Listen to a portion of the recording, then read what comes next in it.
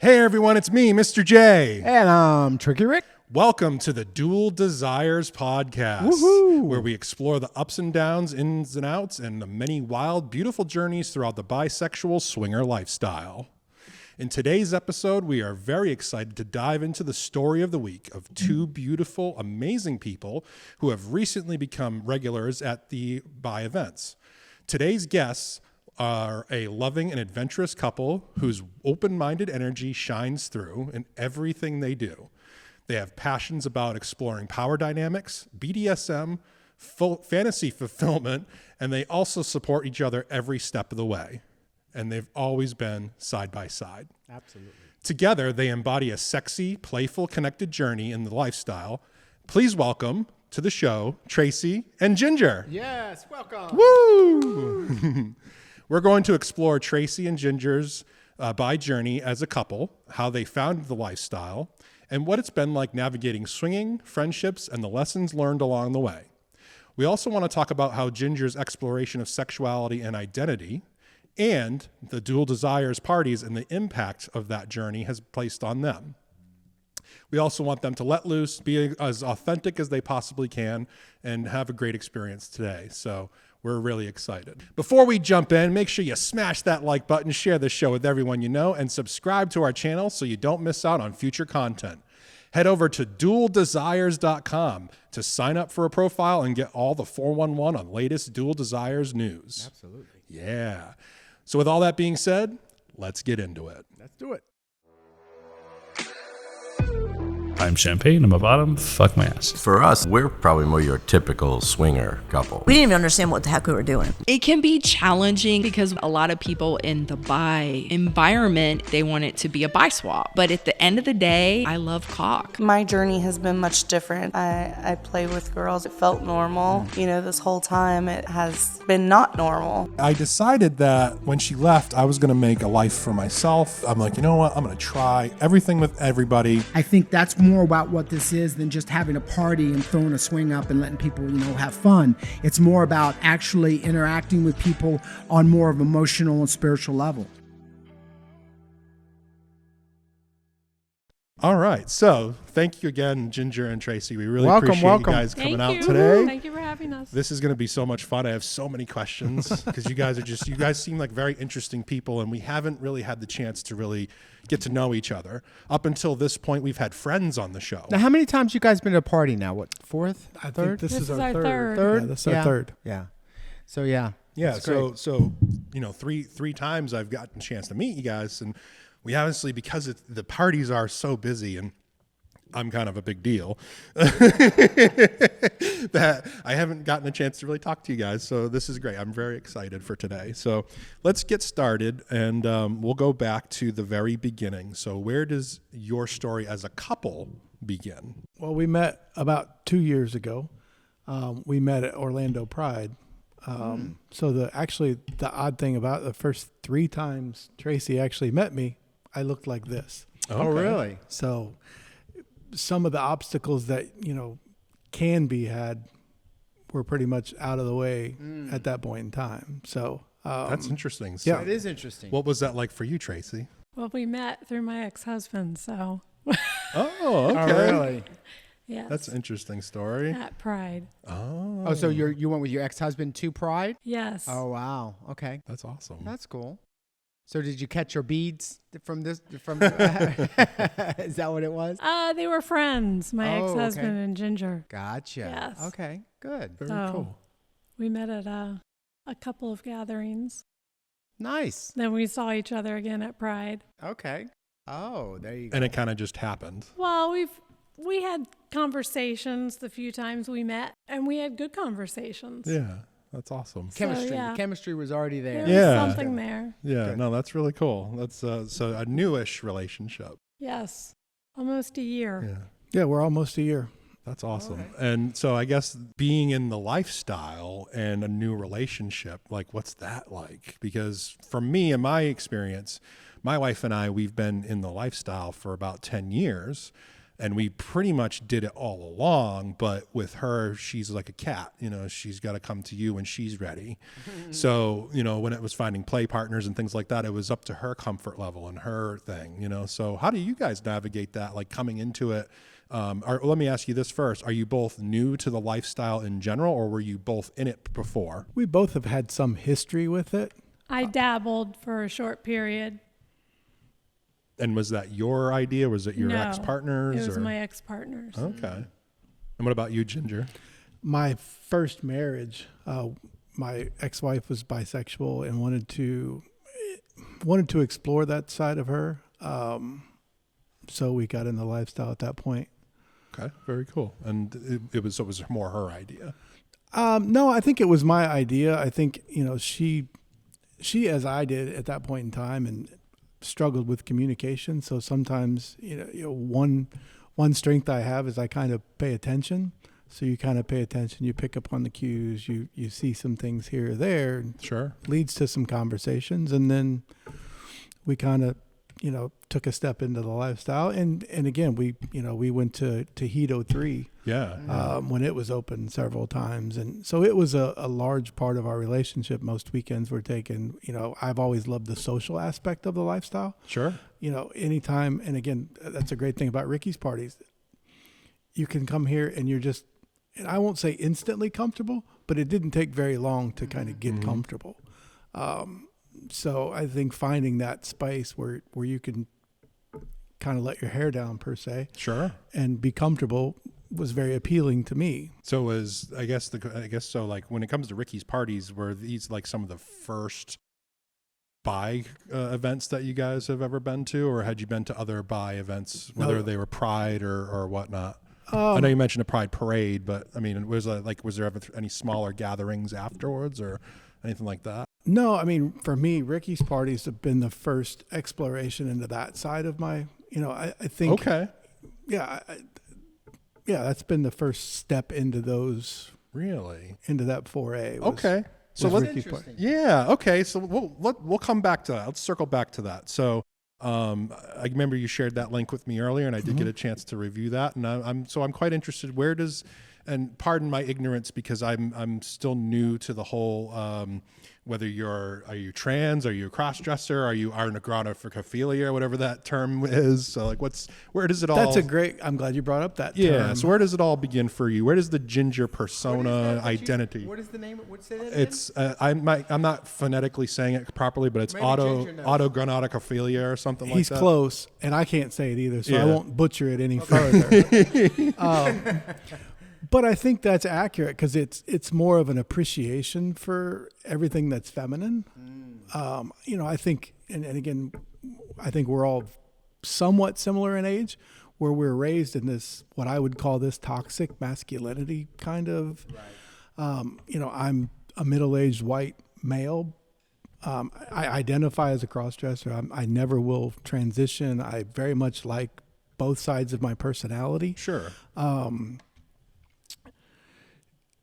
So it's just, that's kind of how I identify where it came from. I'm 4 years into some really good therapy, trying to understand a lot of that. I think, I've always been open sexually since I was a teenager. Like nothing's ever really out of bounds for me. I have what I call the ability to have compersion. So sure. I can take great pleasure in someone else's pleasure, even if I'm not the one pleasuring them. I don't have to be, my ego can take a back seat at that point and just enjoy in what somebody else is experiencing. Sure. And I think that was a lot of how we connected. Like, and I'm not speaking for her, but in my past relationships, there was a lot of times where you felt what I would call caged. There were things in your mind. There were things that you wanted to talk about. There was things that you wanted to do, but you're like, I don't know how to approach this subject. I don't think it's going to be comfortable. I don't think it's going to be received well. So that was a big way that her and I communicated and connected, was just, we both have felt like that. And I think it was a good opportunity for both of us to go, all right, let's do some things for you. Let's do some things for me. Let's kind of do this together. Sure. And that's kind of how it became part of our relationship. Yeah. Okay. That's really cool. That's It is very interesting. yeah. Yeah. And so going back to you and Ginger, and I remember you mentioned high heels.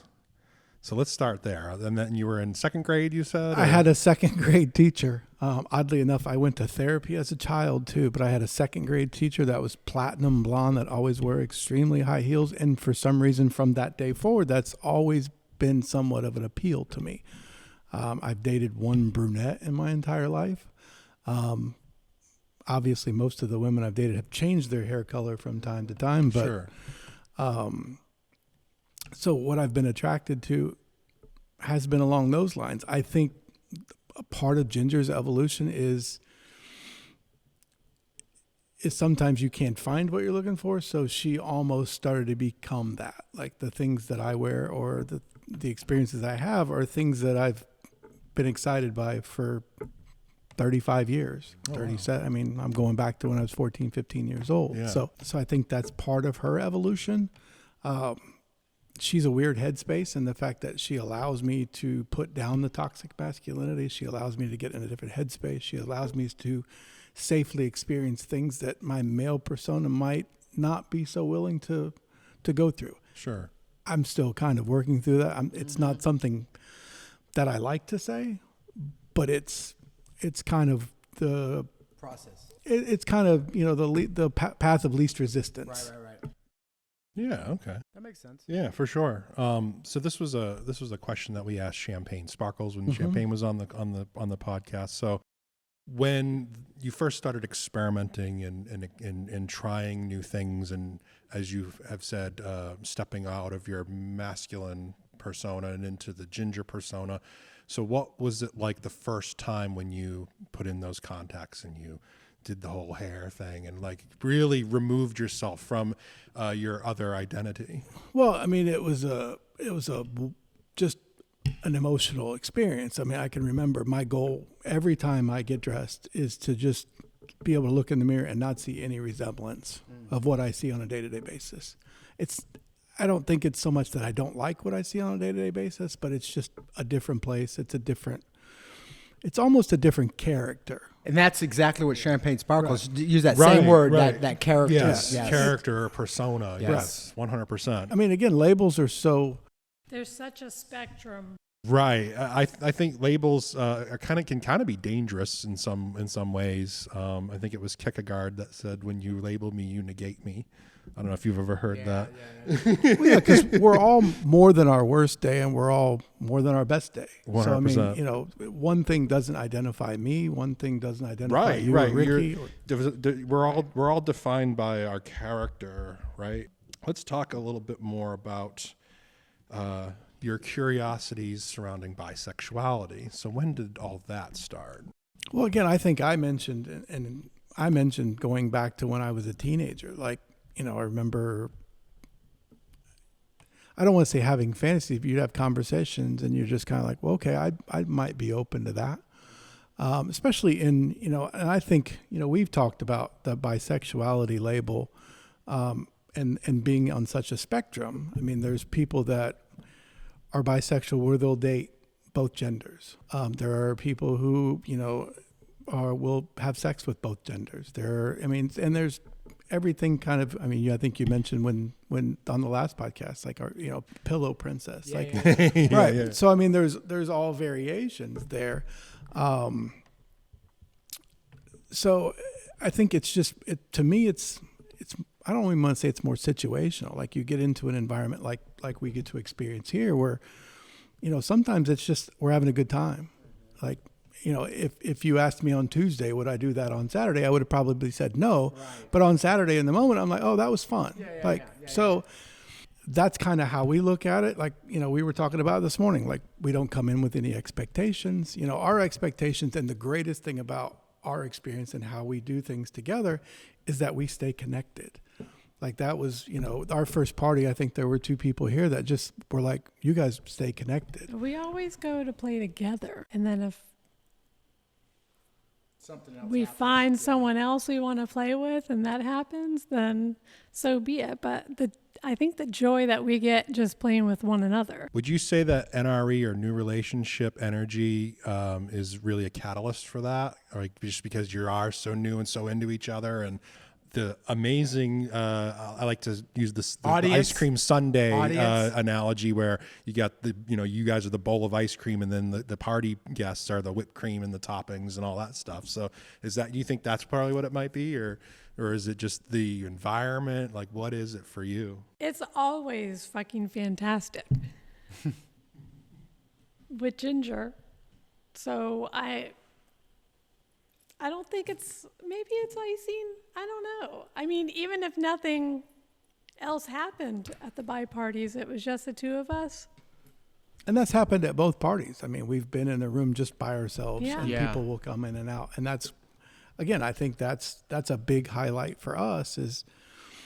And I don't know about the new relationship energy. I mean, I think both of us.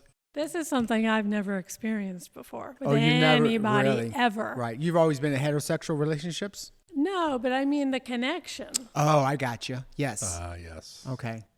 The bond and, that and that ability to just be comfortable. Exactly. And to put everything trusting. down, right? Yeah. Feel I've safe. never been able to put everything down with Right. anybody Very nice. until her. Yes. It's very liberating, isn't it? It's so freeing. Well, I she think. takes it to another level for us too. So it sort of takes our own inhibitions away. It's like, wow, Ginger could do that. Then, it's like, and I think that's what happens a lot when we come here. We see other 100%. members and we see other people doing their thing. And it's like, wow, wait a minute. Maybe the thoughts I have in my head are not that crazy or not that out there, and I can explore them, or I can visit those things or do those things. And, it might be a little bit. Well, she's the first person I've been with. I don't feel any judgment for Yes. anything that I might think or want or. That's good. Yeah, very early It's on, she so would say, I liberating. wonder what's going to come out of my mouth tonight. And it might be so, and it's like, okay, do you want to go and do that? Well, I don't know. I need to think about that, but it sounds appealing. So just having that ability, I mean, I think the thing that develops love and connection the most is vulnerability. And if you can feel safe and be vulnerable, then you're going to connect, whether it's just us sitting here at this table. But it's also communication too. Yeah. Well, you can't be vulnerable without communication. Yeah, exactly. Right. Exactly. But Yes. I feel like I can say absolutely anything and do absolutely anything. That's great. That's a great freedom to have. And that's what a lot of people don't have. 100%. What's something that you guys do to like work on that and keep it like? Has that always been there? I mean, it has been since you met, right? You Natural, or yeah. is it? Pretty much from the beginning. Yeah. I think I have grown more. Ginger was always more open Well, but that took a long time for me to get there in my as past. far as Right. having jealousies. I definitely. That was always an issue for you, or something that you always worked on. You had to work on. I think it's slowly coming down. Like I must trust more. Well, that comes with the communication part. I mean, it comes with trust and that whole communicating. Oh, 100%. Safety, vulnerability, and all of those vulnerability, things. and all the other stuff. Yes, absolutely. Yeah, I mean, we talked about, the things and we would send porn videos to each other, just kind of opening up the communication and just, oh, okay, well, if that's something you like, is that something you want to do? And, sometimes you're like, some things are better left in your head, but at least you got to express them and somebody didn't go, ooh. Right. Well, I think Ginger introduced me to that because that was never my porn. Seeing two men together or cross-dressers or was just never my thing. It wasn't something I watched. And now it's definitely grown on me. Well, you get a lot of that live. You get a lot of that here live. Yeah. Too. Yeah, if that's a voyeur's delight, if you are really into the male experience and or cross-dresser experience, it's definitely the place if you want to see it. This is the place to see it. So Ginger, you've been obviously have you been just evolving, I guess, learning did you have anybody that you knew that was did cross-dressing, or were in that you sort of went to sort of get insight from, or did you just sort of all of a sudden just watch All a lot social of media, YouTube and watching things and sort of learning education? Okay. Well, you started, I started dabbling in 08, probably 07, 08. 2011, I bought some clothes to go out. I started. I think I got. Facebook. So how was it the first time when you went to go out dressed as Ginger? How was that experience? Well, I just said I bought clothes in 2011, and I didn't leave the house till 2023. Wow. So that's how difficult it was to take those first steps out the house. There were nights, and again, I was fortunate enough to be close to, the Central Avenue district in St. Pete. Very safe place to go, but there were nights I would go and sit in the car for 20 minutes because I was terrified to get out of the car. Absolutely. I remember actually there was a car coming down the street, and I hid behind another car so their headlights wouldn't hit me until they got past, and then I could finish walking down the street. And that's just how terrifying it had been. I mean, I would get in the bar and find the first chair to sit down and just sit down and kind of just get my bearings and, okay, am I safe? And once I felt safe, then, okay, let's find another. And I would go out a lot of times by myself. And that was a lot of challenging myself to just continue to push myself. It was something, and I think I've got probably 2.5 hours into getting ready today. I might stay 2 hours and turn around and go home and take it all off again. Right. Yes. So, it's been but again, social media. I mean, I think it's funny. Ginger has more social media friends than my male persona does. Obviously, there's a lot of influencers there. There's a lot of people that have never left the house. There's people that are out all the time. So you get inspired by people. There's some great leaders in the community that I'm inspired by. I've been privileged to go to some public events. I've marched in several pride parades. We actually went to Indianapolis, and I got to march with my sister and my family. So that was nice to just kind of bring them all into it. My sister had known about it, but had never kind of had that been in the vicinity of Ginger. So that was What do you mean she knew about it? I had told her about it a couple of years ago. Oh, I gotcha. I started to open up to her first, and then I told my best friend, I told another set of my closest friends, and they were both very angry at me when I told them, because they were angry that I hadn't told them before. Like, you didn't feel like you could tell us this? Like, that was their reaction. That was not the reaction I expected. It never is. Anytime you have those like thoughts about like, oh no, what if I tell someone that I really love like about this thing about me, right? And you always expect the worst. I mean, it's human nature. Right. We always expect. You the don't know. worst. You don't know what the reaction's going to be. You don't want to lose these people out of your life. But at some point, as I've kind of gotten older, it's like, I'm never in anything less than a 6-inch heel. Like, I'm always in very tall heels. Well, I'm in my 50s. How much longer can I do that? Right. So if I don't start doing it now, I may never get to experience some of the things I've got to experience. So I started to live life a little bit more intentional and to do some of the things. And that's where our connections come from too. And her being able to do things that have been in her head for 30 years that she's, and now she's getting to experience those. And we get to experience them together. Yeah. So that's very rewarding. Yes. Absolutely. Oh yeah, for sure. So going back to your Pride Parade and your family being there, so what did that feel like? Because that must have felt like a weight off your shoulders. It was great to introduce them to that side of me. It's weird that I thought it was going to be more impactful. I think just letting it out was where the relief came. Once they got to experience it, that was just kind of like, okay. I sent pictures getting ready today to my sister, and she showed my youngest niece, and my youngest niece is like, well, you need this wig and you need to do this. And, so her and I are starting to bond a little bit over it. She wants to go shopping when I'm there. So that's very rewarding to just feel that acceptance. I think that's what I've got from the Pride Parades more than anything, is just this overwhelming sense of love and acceptance, no matter who you, and again, we get that here at these parties. Like there's nobody ever turns up their nose at, no matter, everybody's got their stuff. No. Everybody's got their own, Right. I was going to say, like, one of the things about Ricky's parties is that we don't care about who you are out those doors. when you're here.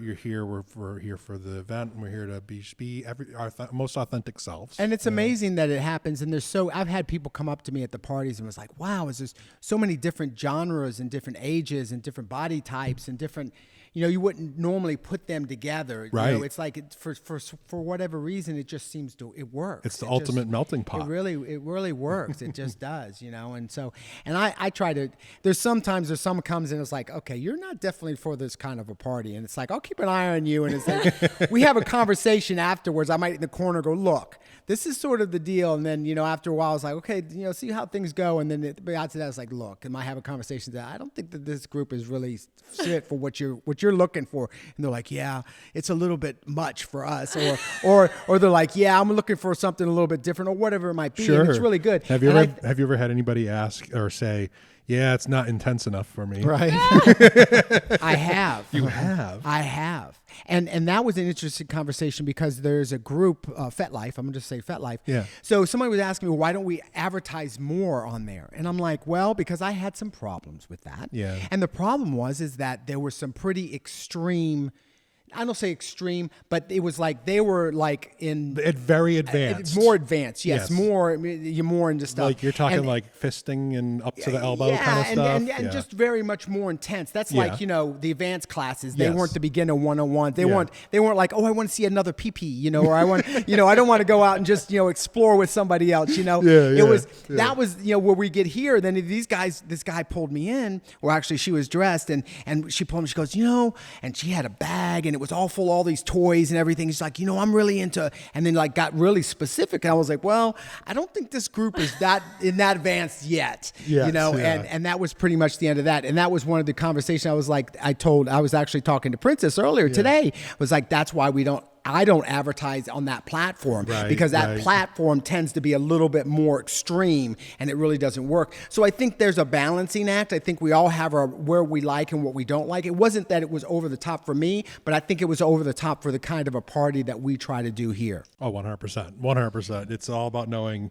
Well, you always told me, Ricky, the target that you shoot for are people who are either A, bi-curious, B, or have had few experiences, or C, where they're somewhere in between, or maybe it's the couple with the bisexual with the male that doesn't have any place, because we'd never had any place. I never had any place to go when I was with the couples. It was like I was always shunned and didn't feel like I fit in, and especially in the lifestyle. Right. And so that was sort of the target. That's what I'm really, and everything else sort of works through that. And we found that, and that's even with the name change, that things have evolved a little bit more, and that we've actually grown a little bit more from that. And it's all about our desires and what we want and what we don't want and those kind of things. And so it's really changed, and it's been interesting in the short amount of time that it's evolved for us. So, and that brings me to my my next question, or next path, if you will, is how did you guys hear about Ricky's parties?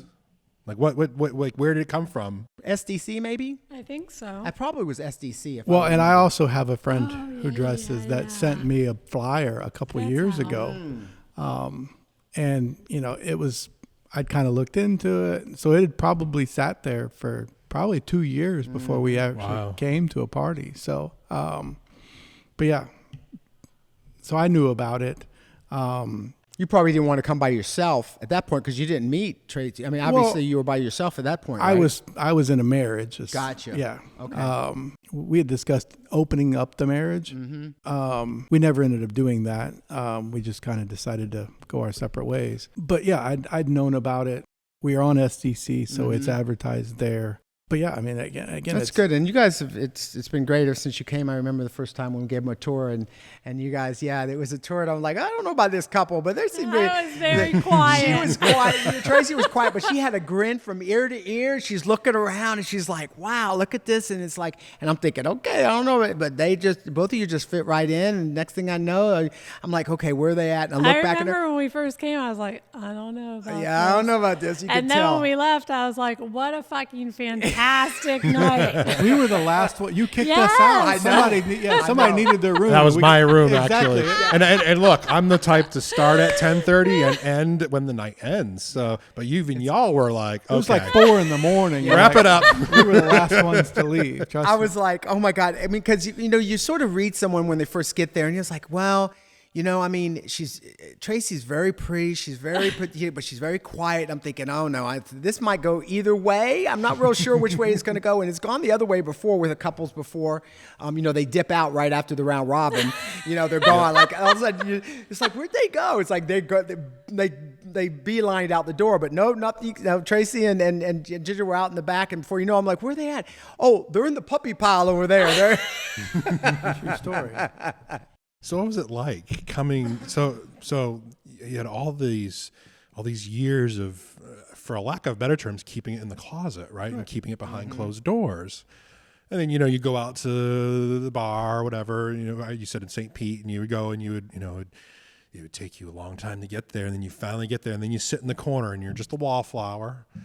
That was a lot of nights doing that. And all those years and all that time doing that, now you come here, you walk through those doors, and you're just, I'm here, everybody. And it's like, it's. I'm still nervous when I walk through the door. Oh, me too. Yeah, I'm a veteran of these parties. Yeah. I like to joke, I'm customer number 2 because he's customer number 1. So I've been coming since day one. And every time that I emerge from that hall after I'm all ready to go, I am still very nervous. And when I do my round robin speech, I'm very nervous.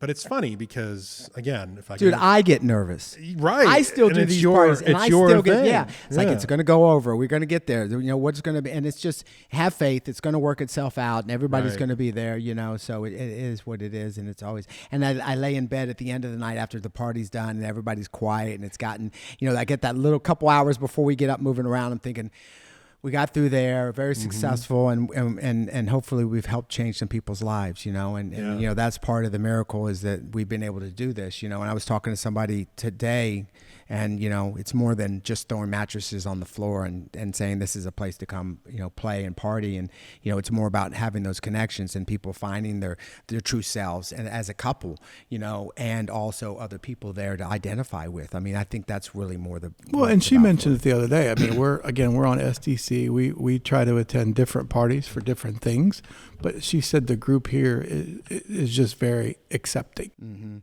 and we both hate that word.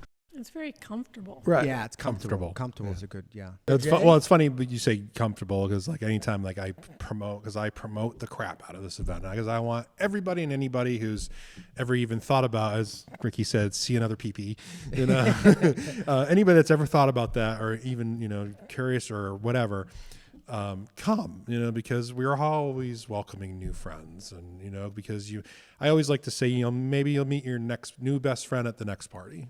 You know what I'm saying? Well, we have a text thread with a couple of the other members that come that we met the first night. Yes. I mean, we stay in contact. Yes. We text through the week. I mean, we had just, you know, random vanilla conversation. Yeah, and you know, it's my concern, not a concern, but my thing, and it's get the message out, is I know there's other people out there that are still in the closet or still fighting that internal battle within themselves about where they fit in and who they want to be and who are they, and that sometimes I struggle with that sitting in front of the computer. And well, I think self-acceptance is the hardest thing. Yes, absolutely. Yes. Yeah, self-acceptance. Absolutely. Not only just coming here and being accepted, but again, in general. Yes. Ginger allows me to kind of a different avenue for self-acceptance. I think that's what she kind of provides me too.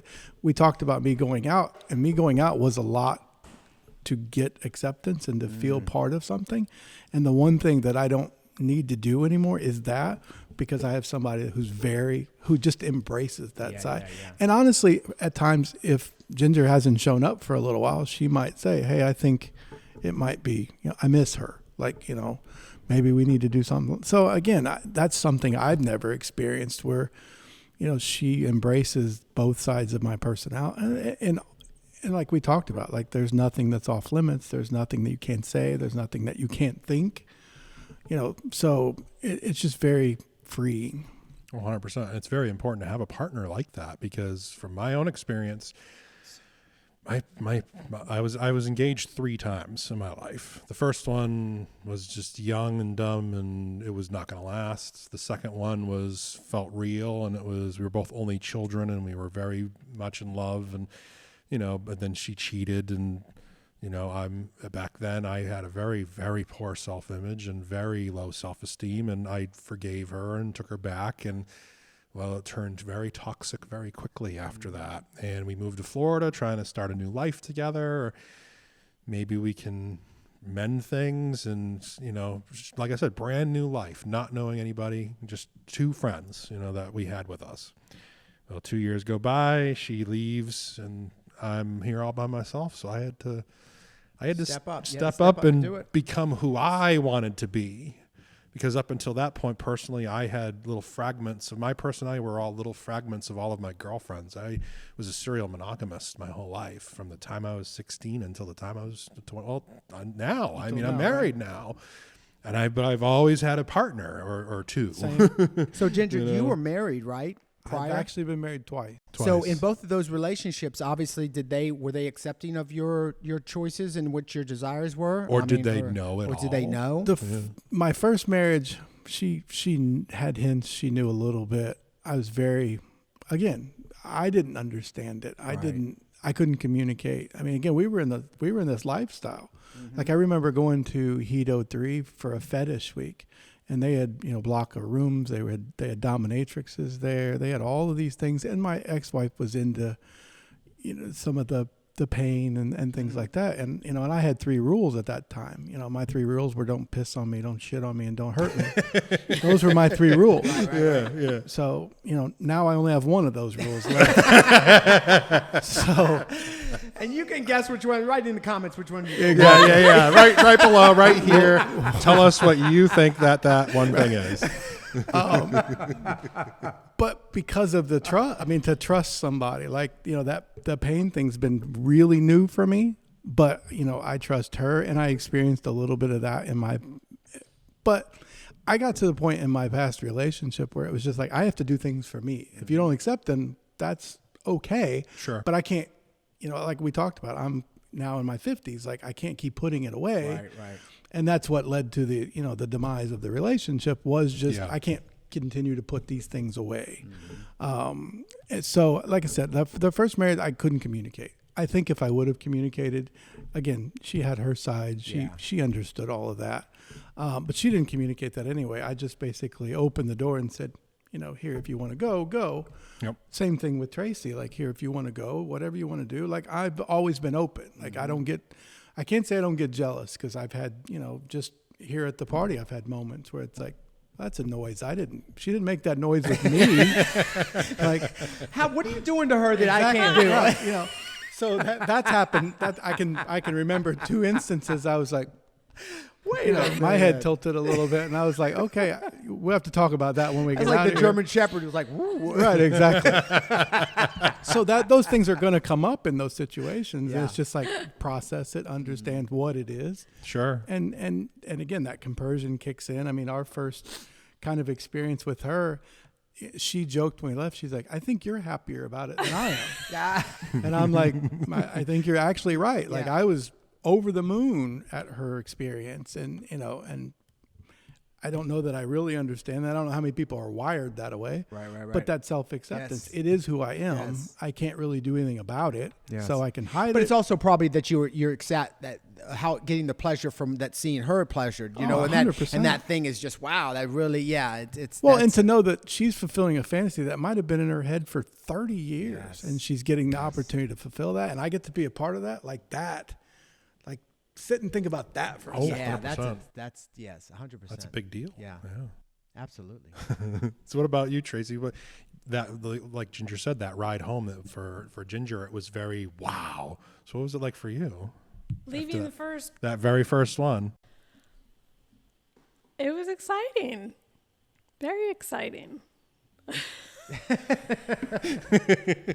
She's a lady of many words. Many words. Very much so. She's grinning. If your audience can't tell, she's grinning from ear to ear like a Cheshire cat.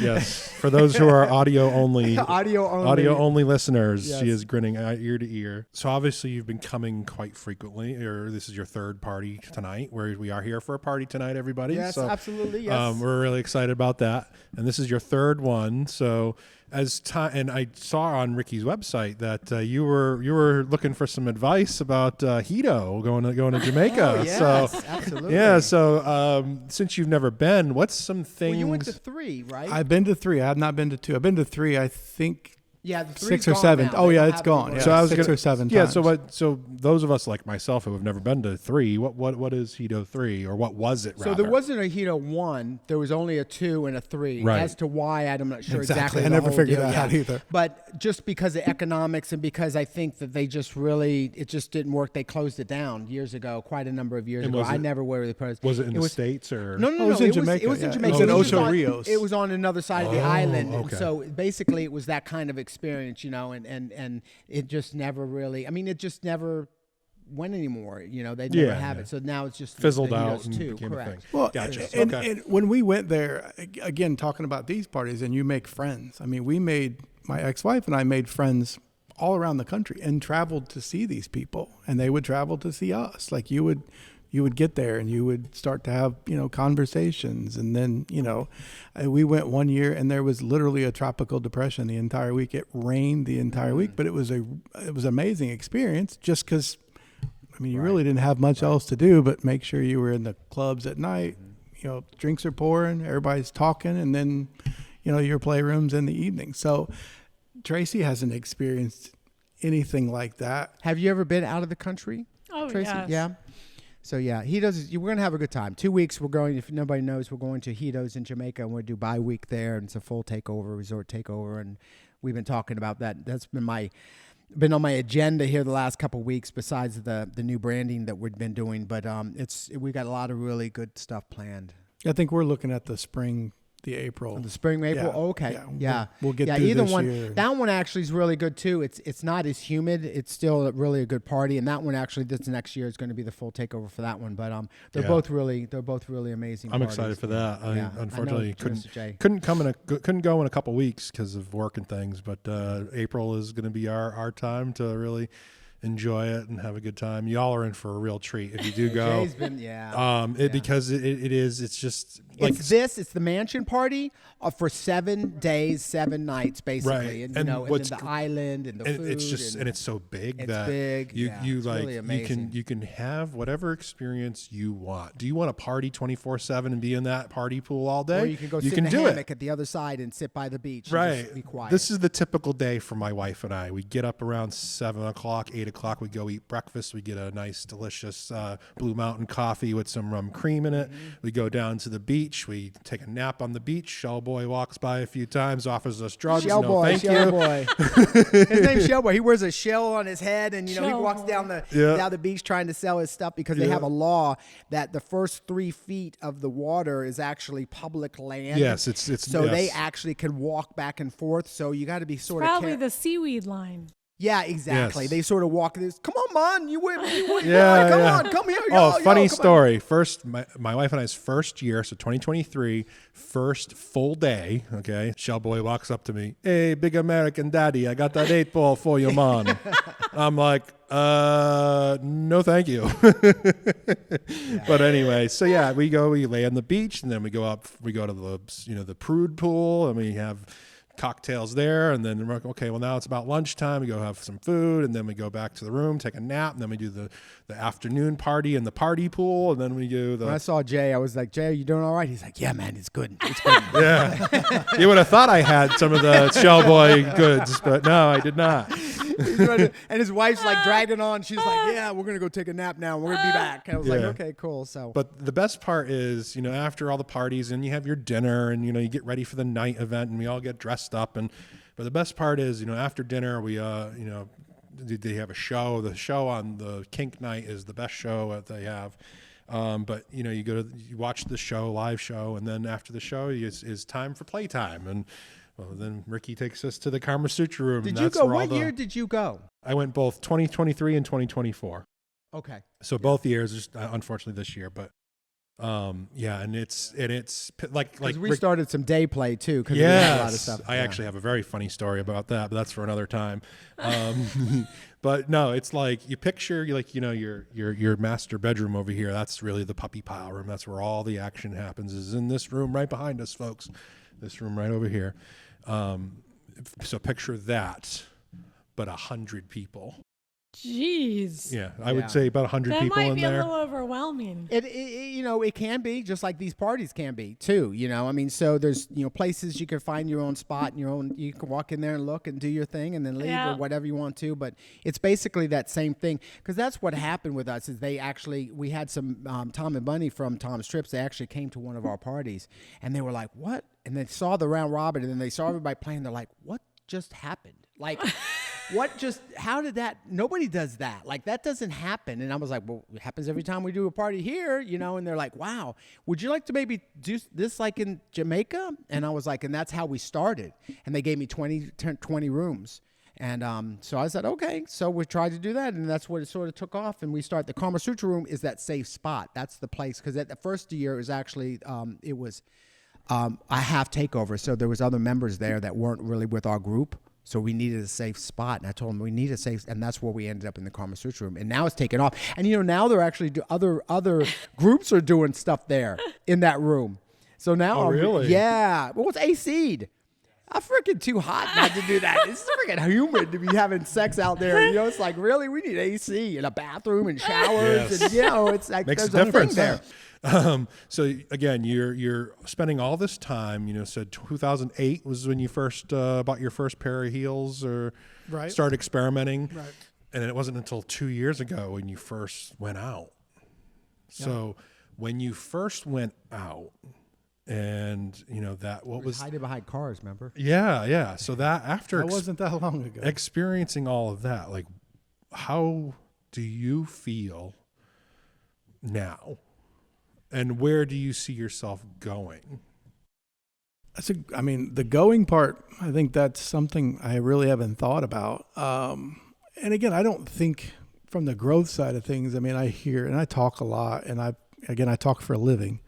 And I talking to some of the members that are going to be here tonight this week, just, that are like, oh, that's inspiring. And I don't really feel that way. Because again, having social media, you see people that are much more evolved in this whole process than I am. Sure. I think the big thing for me, like we talked about, as I started to turn 50, was just this. I started to be able to communicate. That's the biggest growth. It's just the communication, and I had to do that for me.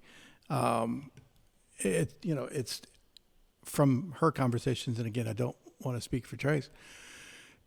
The thing that attracted her to me the most was the fact that I could communicate. My family, my sister talks a lot about that. Like, just you can sit and talk about how you feel. You understand I talked about the jealousy thing. I understand what's happening to me when it's happening, and then can kind of process that and try to understand why that's happening. So that's where the growth has come in. And again, I'll attribute that to almost 4 years of therapy. Yeah. Therapy is very important. Well, I went to therapy, and it's funny, I still have my list, and Ginger was about third on my list, but I think it was about 6 sessions before I opened up to the therapist that Ginger was even part of my life. Yeah. And I wanted to go to therapy to understand it and then to put it away. That was my goal, was to figure out where she came from and to put her away. Like, I don't want this. It's not easy. And we talked about it driving here. Like spending 2.5 hours this morning getting ready. Like it's not a picnic. The political climate right now, not a picnic.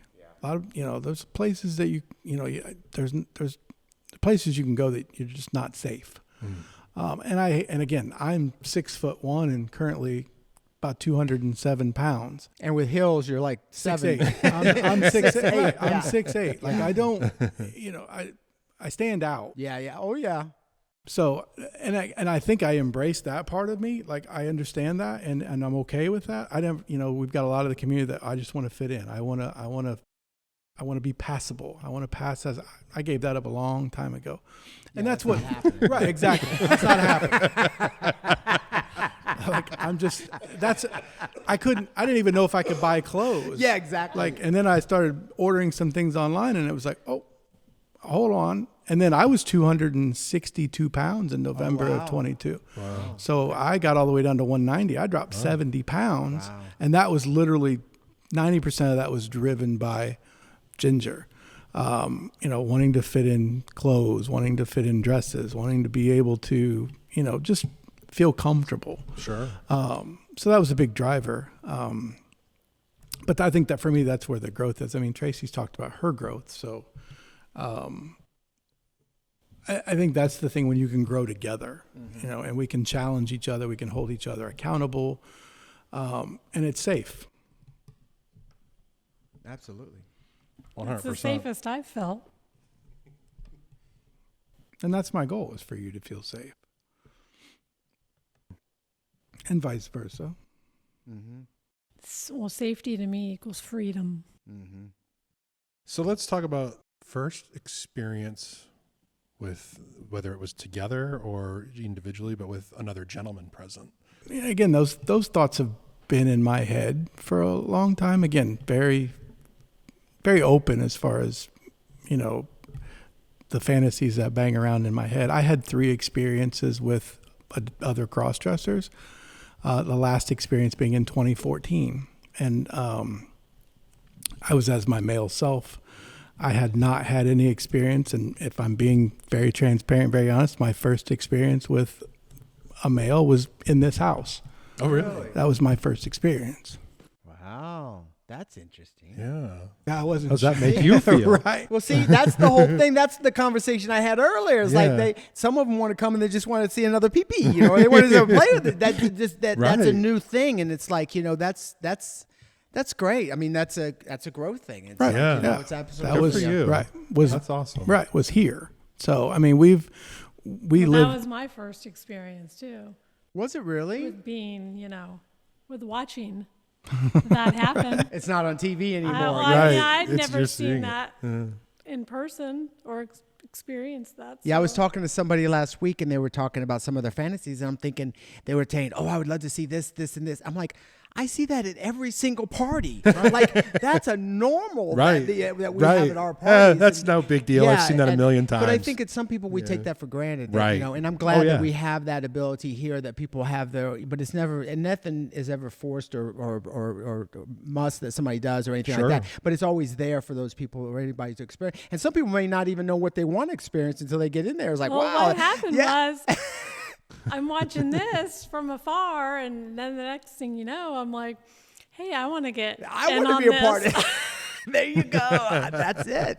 You're like, wait a minute. I want to get in on this. Yeah. So, and that's interesting because normally, like the way that we do our thing is like, it's different because a lot of the parties, especially lifestyle parties, it's more about the women. It's like even in the couples, it's like they're constantly trying to find the woman, wanting to be with the ladies. And here it's different. It's the guys are sort of the opposite. It's opposite. It's a balancing act. So sometimes, we find that, it's they're like, oh, wait a minute. The girls are like, wait a minute. I want to be a part of this too, So I like to tell, like, especially, I mean, I'm a bottom, okay, primarily. I mean, I do top from time to time, but I'm very picky about who I top. It's just, this is what I know what I like, and I like what I like.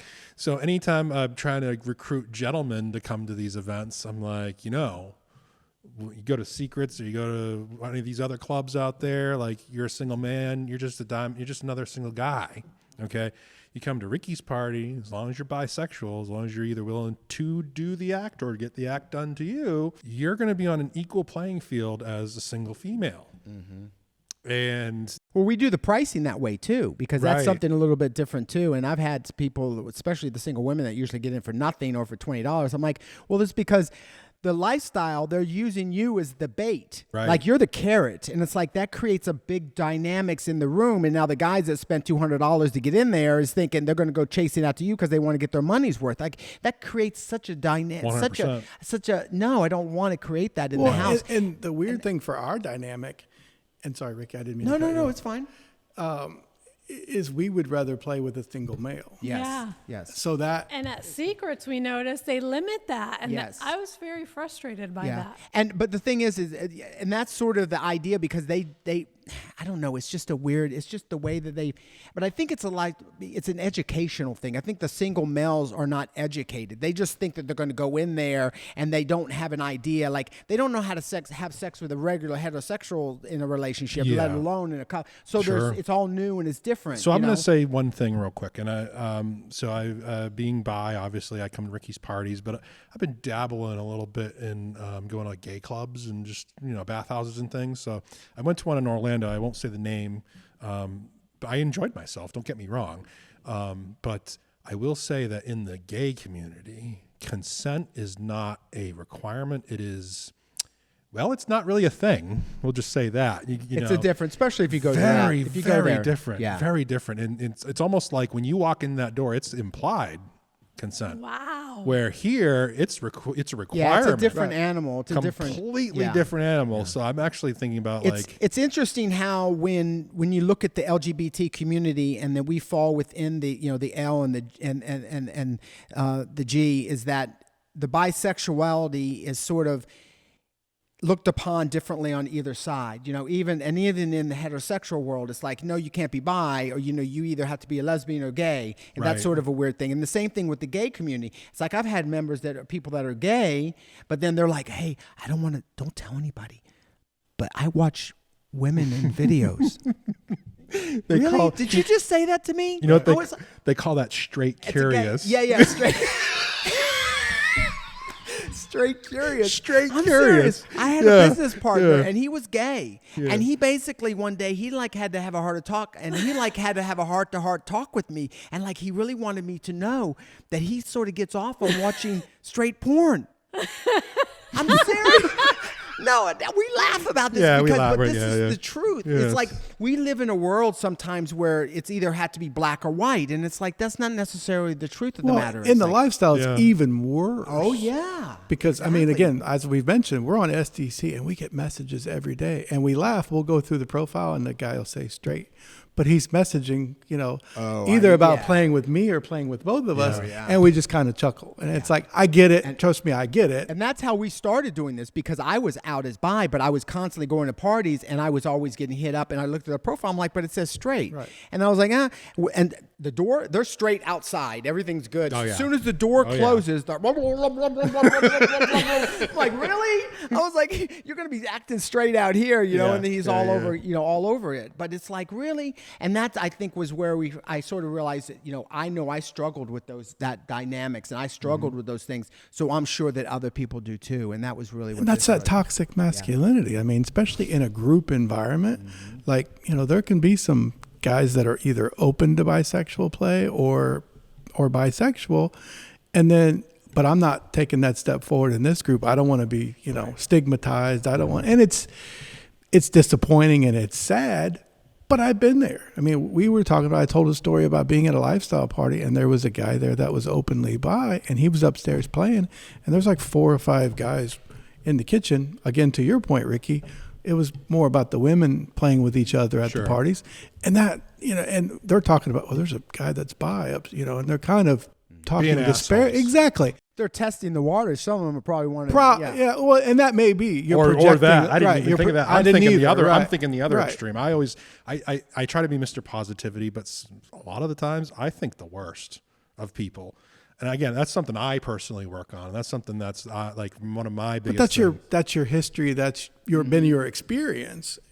So I totally get it. I mean, I don't remember saying anything, and I think I'm disappointed in myself that I didn't speak up and say, everybody's got their own thing. Don't you dare yuck somebody else's yum. I love that saying. Oh yeah, right. I love it too. I worked at a city utility, and the guys would pass around VHS porno tapes, and I had a transsexual porn tape end up at me, and that was my first experience in 1996. Wow. And that's been a staple in my life since 1996. But it evolved to, I would like to watch it, and then I wanted to be with be with somebody and it just kind of evolved, and all of a sudden, the submissive side of me showed up, and it's like, oh, now I'm on the other end of it. So, and that's got the opportunity to evolve and grow in my relationship with Trace. So, and who knows where that goes, to your question earlier. We don't know where we're going to take this. And that was where, just the revolving of how I vented people when I first started. I was so strict, standing at the front door. He was very. If you're no straight at all. Like, if you weren't going to let me suck your dick, and you weren't going to suck mine, you couldn't come to the party, period. That was how I vented people. Mm-hmm. It was like, wait a minute. And then I started thinking, and I knew some people that really wanted to come to the party, and they kept being persistent about it. But I'm like, but you're straight, right? And, they wouldn't admit it. And it was like, after you got to a point, I'm like, wait a minute, and you sort of, if they were doing all those steps, like contacting you and getting, signing up on the website. I mean, it says that it's bisexual part, this is what it's about. Right. And as time went on, I sort of did. And then when people would come there, my gaydar is pretty good. My gaydar. Mine sucks. Does it? Horrible. I do pretty good. I'm pretty good about, sort of giving a feeling of what it, and I think maybe it's where I was raised and stuff. So I get a good idea, and, not all the time, but pretty much I get a good idea. I mean, either what you say or you do. I just sort of get that hint that you're sort of interested in. And I've had that at Hito's. We had a guy that actually is going to be coming, hopefully, I don't want to tell his story, but he's going to be doing a podcast with us. And he came to the first Hito's party as the straight to support his bisexual wife. Yes. And he was straight, and I was like, is he welcome? And I was like looking at him going, yeah, you're welcome. I'm like, you might not admit it, but I get a feeling from you that there's a lot of passion there that's definitely different from the heterosexual, the heterosexual attitude 100%. From. And so that really opened things up. So I think that, we all evolve, and, how much are we bi or not bi is up to you, and that's your thing. It's like very you never know. fluid. Yeah, very fluid. Me personally, my journey, I started off very much a bottom, and then transitioned to topping for a little bit. Tried that out, dipped my toes in that, figured out what I liked there, and it was actually my very first topping experience was at one of Ricky's parties. So anyway, I tried it out, and I was like, wow, okay. Honestly, that made it a lot easier, for lack of better terms. And then have since, and that was 4 years ago. It was a long time ago. The next couple of years, it was very, okay, well, I'm going to try this, topping that. And then it wasn't until so my girlfriend had to move up to North Carolina last November or so, because she has to take care of her sick mom. And her and I was always her top. I was always dominant to her. She was always submissive to me. So when she moved away, I kind of just had to, first of all, I had to get used to being by myself and coming to these events by myself again. Because as you know, you've met my wife. She comes very infrequently. I come to 10, 12 parties a year. She comes to 3. So I'm going to be here a lot by myself. So anyway, I decided, you know what, it's been a long time since I've bottomed, and one of Ricky's at Hito the previous year, someone did a seminar on proper preparation. So I'm like, I'm going to take that information, I'm going to implement it, and I'm going to do it the right way. And I came here, and I don't ever want to top ever again. It's been very, and then Ricky's helped me unlock some talents, which I don't know if y'all have been able to witness those yet, but interesting. So excuse me, that's definitely, we'll talk about that offline, but it's just, and if you want to comment in the line below, if you think what it is, you can just comment below. And put in the description below. And I will also add a link to my OnlyFans, so you can, yeah, right, whatever. But anyway, in all seriousness, I now I understand why the gay guys who are bottoms and that's all they ever do. Now I get it. I get it, because it's like, wow, that's a powerful thing. But anyway, so she comes back, and now what's great about our relationship is now we can switch. So now she can top me and I can top her, and it depends on, okay, well, tonight you're going to top me and I'm Mr. J, and that's the way it's going to be, and we're going to go to Secrets on Tuesday, and she's going to have a 15-guy gangbang. And then, okay, well, Saturday is the bi party, so we're going to switch. And that's exactly what we do, and it's been great. So nice. Gangbangs are great. Oh yeah, they're amazing. Yes, absolutely. We call them puppy piles. Yes, puppy piles. So I had somebody from Tom's Trips ask me one day, it's like, what is a puppy pile? And I told her, I was like, oh, a puppy pile is an interesting thing, because you never know what you're going to find there. But it's a. You ever see those puppies just get all together and they're just having a little thing? It's like, who's there and who's this and who's that? And yeah, it's. All right. So we talked about personal growth. Have you learned about anything about yourselves, either or as a couple? Have you learned anything about yourselves or as a couple throughout this journey? Reciprocity. It's giving the same that you're getting. Okay. Reciprocating. Gotcha. Yes. Well, I think you just talked about with, Tuesday, you're going to go do this. Yes. It's that same thing. Like, and that might be, hey, I have an itch to go here, or, hey, this is coming up. Do you have any interest in doing that? Like, and then, well, I have an interest, so it's just, again, that two-way communication, understanding. I think when we early on, and to Tracy's point about reciprocity is, I think early on in the relationship, we thought we had two different itches, and they kind of turned out to be The same? Yeah, to some degree. Again, that compersion comes in where we can take pleasure in each other experiencing things that, she said it the other night, we were trying to plan some things for next year, and she's like, I want you to be able to do some things that you've always wanted to do, but you haven't had the ability to do, and vice versa. So I think that's what you're talking about with the reciprocity. Yes. Yes, I want you to be able to have and do everything you haven't been able to have and do. And that is a two-way street. Well, I think that's love too. 100%. That's 100%, I think. Well, there's a lot of people that love but don't have the capacity to give or to allow their partner to experience things that threaten possibly threaten the relationship, threaten their ego, threaten that sense of security. Well, Correct, I think we correct, both came out of relationships where we weren't loved the way we needed to be loved. Yes. I get that for sure. I was there. That was my situation before I met my wife. My wife didn't really ever have anybody. She had one boyfriend, wasn't really a big deal. And then I was just miserable, and I met her. I came out to her right away. I wanted to make sure she knew who she was getting involved with. Mm-hmm. I gave her the opportunity to walk away, and she didn't. She stayed. Well, when we first started talking, same thing. Like, I wanted to, all the ugly, the bad, let's get that all out there. If you're still in after that. But I think as a society and dating, you kind of, you go the opposite way. You create this grandiose version of yourself, and then you start to get in a relationship, and the cracks start to show, and the insecurities start to show, and and it's like, okay, this is, so I think, we tried to do it, let's get all the bad stuff out. If we're still in, then we're in. And that's why I said, her meeting me the first 3 times as Ginger, she was incredibly nervous to meet my male. I was so nervous to meet. It was ridiculous. Really? Yes, ridiculous. That's funny. So nervous. Were we not supposed to know that? We probably weren't supposed to know. We know now. Okay, yeah, we know it's now. out there. But it will always be Ginger. When you are who you are right now, it will always be Ginger.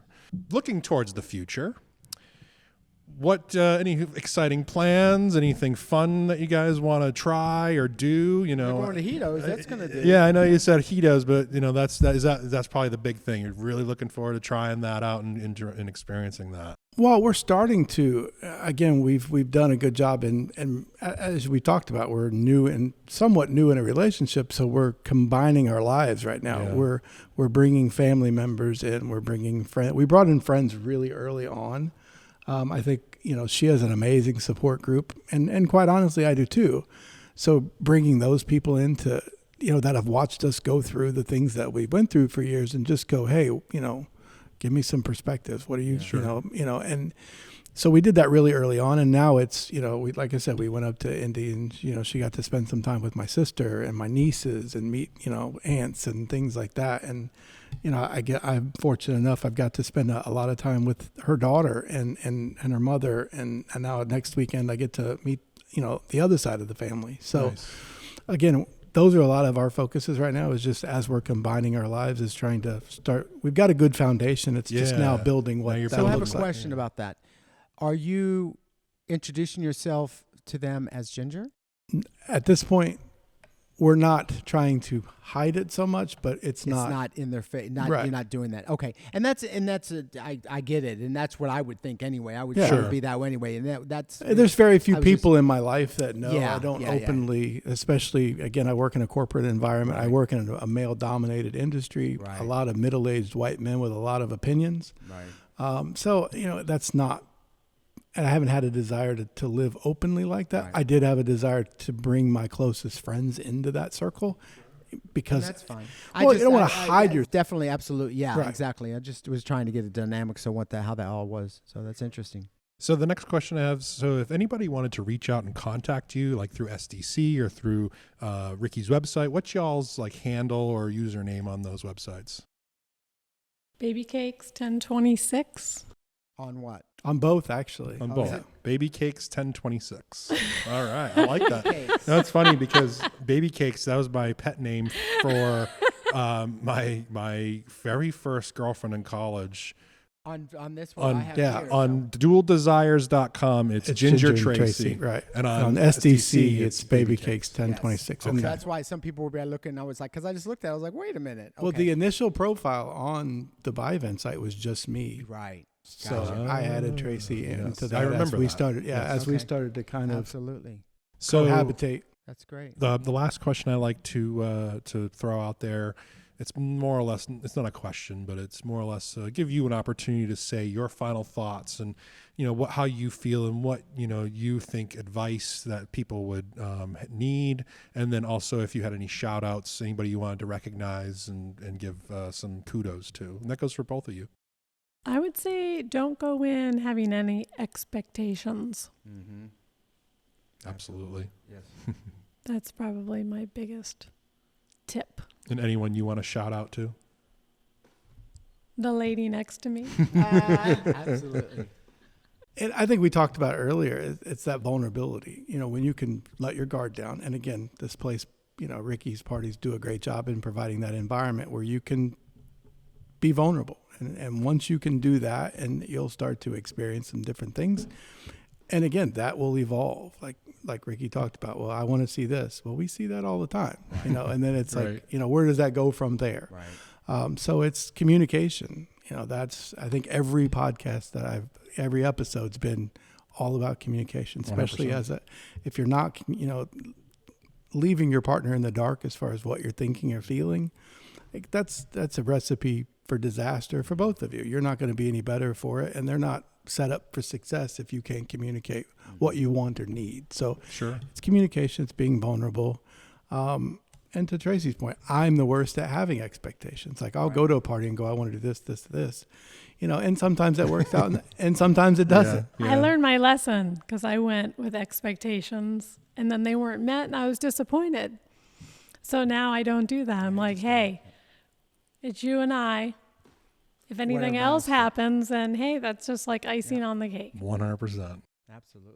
Well, again, thank you so much for coming out, guys. Thank you for having us. Yes, and it's been a joy, and I can't wait to see where all of our friendship So they're going to grows. go back and change and come back for the party tonight. Yeah, this is going to be We got a great. big party tonight, and we got to get ready for that because we're getting late, and I got to get ready myself. So All right. we're getting good. Well, thanks everybody. Thanks, thank guys. you. Love you very much. Thanks, guys. Thank Have a you. good one. Well, everyone, that wraps up this episode of the Dual Desires podcast. Make sure you smash that like button, share the show with everyone you know, and subscribe to the channel so you don't miss out on future content. If you would like to volunteer your story and be a guest on our show, send Ricky an email at ricky@dualdesires.com. Head over to dualdesires.com to sign up for a profile and get the 411 on all latest Dual Desire events and news. Yep. As always, everyone, stay positive and love your life. There you go. Have a great one. Love you guys. Make sure you love life and don't let life live you. There you go. Yeah.